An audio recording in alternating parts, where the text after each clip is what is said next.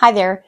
Today I'm going to share a detailed summary of Adam Beck's fantastic book, Maximize Your Child's Bilingual Ability.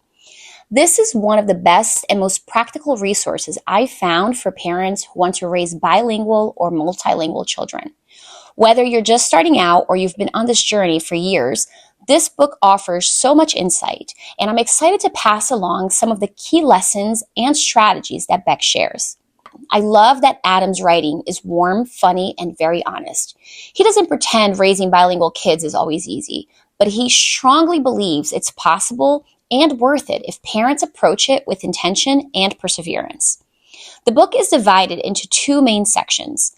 The first is mindset, helping parents understand the attitudes and perspectives they need for long-term success. The second is methods, offering practical strategies and tips to create an environment where bilingualism can thrive. Let's go through each part more closely. Beck emphasizes that before you dive into how, you need to be clear on the why. Why do you want your child to be bilingual? What are your hopes, your goals, your motivations? He encourages parents to reflect on their personal reasons because this clarity will keep you going when you hit roadblocks. And you will hit roadblocks. Raising a bilingual child takes years of consistent effort, and parents need to stay motivated. Beck also talks about the importance of realistic expectations. Bilingualism isn't an on and off switch. It's a long, evolving process. Children can fluctuate in their abilities over time, and that's normal. Success comes not from perfection, but from steady, meaningful progress. He reminds parents to focus on the three key roles that they play. Model, showing the child what real natural language use looks like. Source, providing rich, abundant input in the target language. And need creator, creating situations where the child needs to use the language actively. If you think about it, it's not just about stuffing their heads with words. It's about them experiencing the language as a living, useful part of their lives.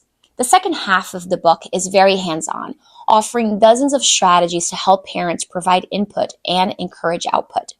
Here are some of the key points Beck emphasizes.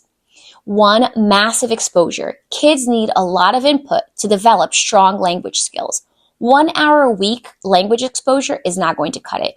You want to flood their world with books, conversations, songs, movies, and everyday interactions in the target language. 2. Consistency.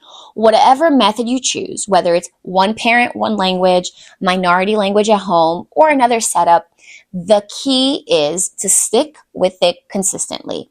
Inconsistency leads to weaker results over time. Next, playfulness, and this is the hardest for me. Language learning should be fun. Beck encourages parents to use humor, games, playful teasing, and silly conversations. This keeps the child engaged and builds positive emotional association with the language. Another point, reading aloud. This is one of the most powerful tools. Reading books in the target language exposes kids to rich vocabulary, complex sentence structures, and cultural stories. Another point is making the language necessary. If the child needs the language to communicate with certain people, like extended family or friends, they're more likely to use it actively. Another point he addresses is handling resistance. Beck offers advice on dealing with kids who push back and resist using the target language. He encourages gentle, persistent, playful strategies and not turning language into a power struggle. Another point is taking the long view. There will be ups and downs. Don't panic over short-term setbacks. Focus on creating a bilingual environment that supports growth over the long haul. Throughout the book, Beck's core message is clear. Your daily efforts, no matter how small they might seem, matter tremendously over time. He encourages parents to celebrate small wins, stay positive, and remember that imperfect efforts add up. The book is full of personal stories, examples from other families, and practical tips that make you feel like you're getting advice from a wise, supportive friend. Now that I've shared an overview of the book, let me tell you a little bit why this topic is so close to my heart. I'm a stay-at-home mom. I homeschool my 3 young children, ages 7, 5 and 2.5 in a bilingual and sometimes trilingual environment. I grew up in Brazil speaking Portuguese, and my husband is a native Spanish speaker. We want our kids to be fluent in English, Portuguese, and Spanish, not just for practical reasons, but because these languages connect them to their family, their culture, and their identity.